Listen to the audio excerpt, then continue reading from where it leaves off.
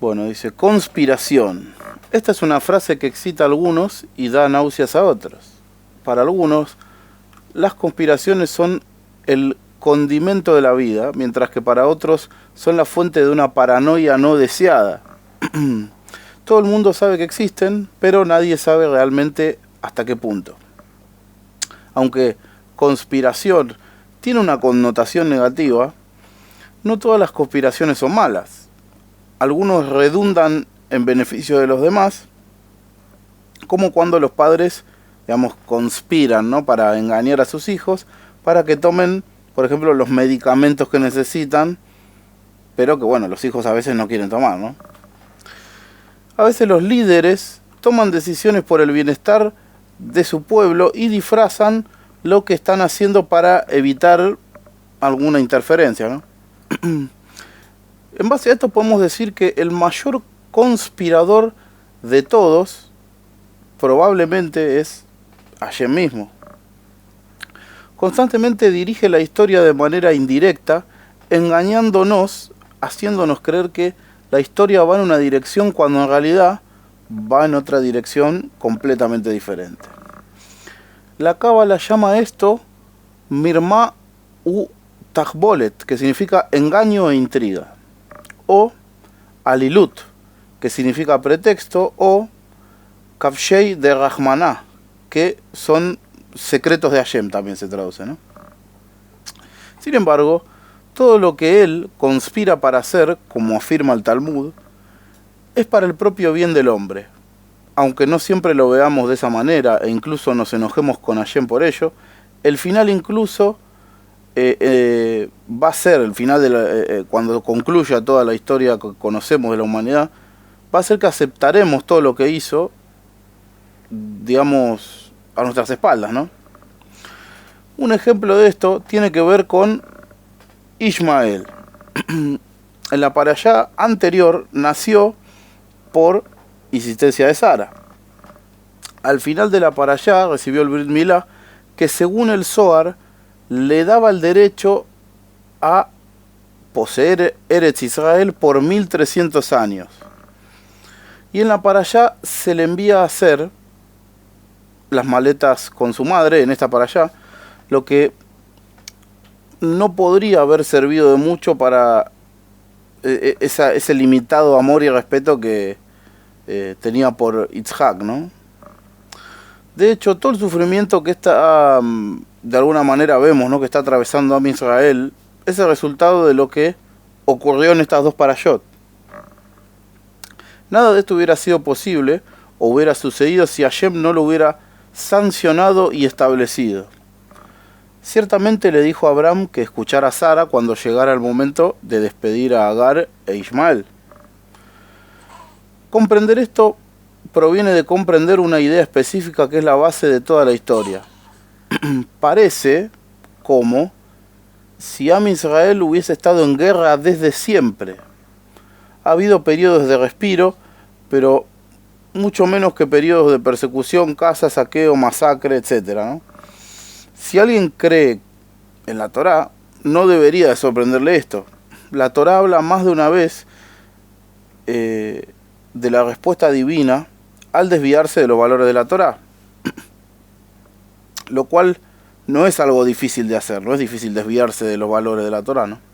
Hay 613 mandamientos y aunque no se aplican todos, son suficientes para hacer de la vida un desafío espiritual. Parte de la pregunta es por qué tal castigo ha afectado tanto a los justos como a los no justos. Y la Cábala tiene algunas respuestas a esta pregunta, ¿no? Uno es el Tikkun.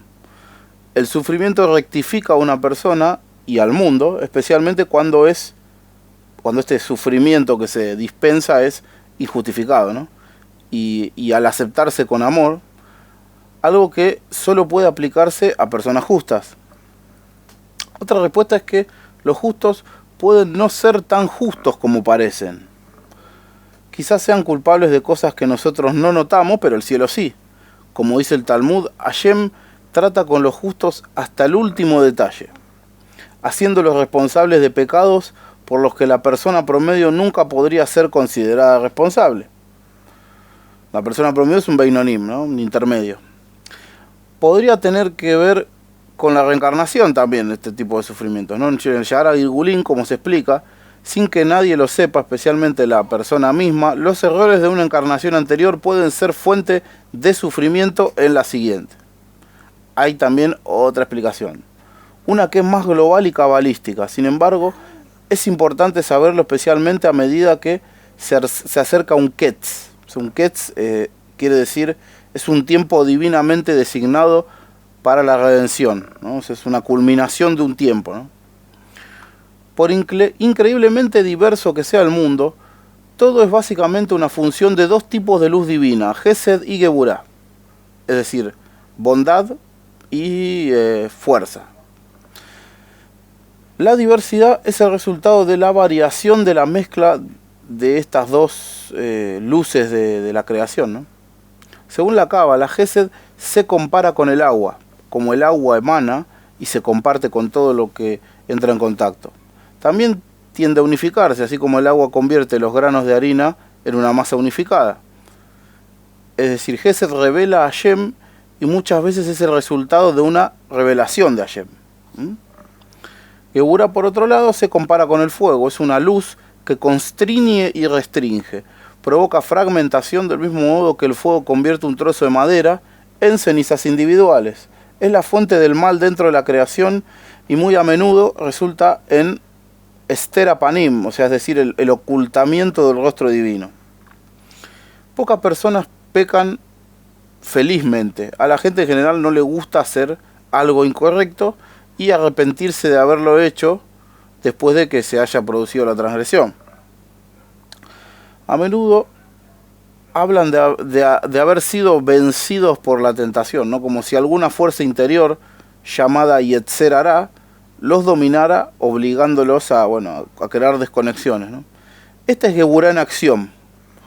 Primero, Geburah puede ser la razón por la cual la persona no ha aprendido lo suficiente para evitar el pecado o para apreciar las consecuencias de sucumbir a la tentación. Entonces Geburah crea la tentación de hacer algo incorrecto y al mismo tiempo proporciona las racionalizaciones para hacerlo. Finalmente, Geburah proporciona la energía necesaria para llevar a cabo la desconexión de principio a fin. ¿Qué pasa si una persona decide resistir esa tentación de crear una desconexión y en cambio hace lo correcto? ¿Qué pasa si lucha contra su Yetzer Hará y decide no sucumbir a esas maquinaciones? Esa también es una función de las Geburot. De la misma manera que Geburah es la energía que obliga a una persona a pecar, también es la energía que una persona usa para ejercer la autodisciplina. Esta es la base de toda prueba espiritual y de crecimiento personal. Las Geburot vencerán a la persona y la harán pecar, o utilizará las Geburot o la energía de Geburah para vencer la tentación y evitar esa desconexión. Para la creación, provecho, para la creación no hay mucha diferencia entre los dos. Para la persona existe toda la diferencia del mundo. Esto se debe a que hay una cantidad determinada de Geburot para ser utilizadas en el mundo. Y cuando se han consumido por completo, la historia justamente ocurrirá su ketz, o sea, su completamiento, ¿no? Llegará a su fin. Ya sea que una persona peque o evite el pecado, dicho de manera religiosa, de cualquier manera se utilizan Geburot. La diferencia importante es lo que sucede con los Geburot después de su uso. Una desconexión puede usar Geburot, pero lo que se consumió no puede ascender al lugar que le corresponde en el reino espiritual hasta que haya sido limpiado espiritualmente. Esto se traduce en un castigo de limpieza para el que creó la desconexión, a menos que primero haga teshuvá. Sin embargo, si las Geburot se usan de manera positiva, consistente con el propósito de la creación, entonces se rectifican instantáneamente, algo que en la Cábala se llama mituk adinim, o lo que sería la mitigación o el endulzamiento de los juicios. El acto moral en sí mismo rectifica las Geburot, realzándolos espiritualmente, y pueden ascender a su lugar en el reino espiritual de manera inmediata. No solo esto, sino que cada vez que una persona endulza un juicio, esta se convierte en una porción de su mundo venidero.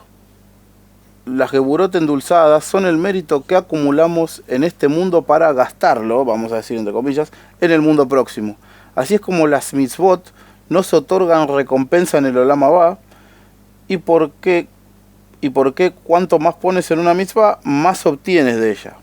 Bueno, sea la voluntad de Hashem, tengamos la sabiduría y el entendimiento para aplicar los mandamientos. Ken Yehi Ratzon, amén, ve amén.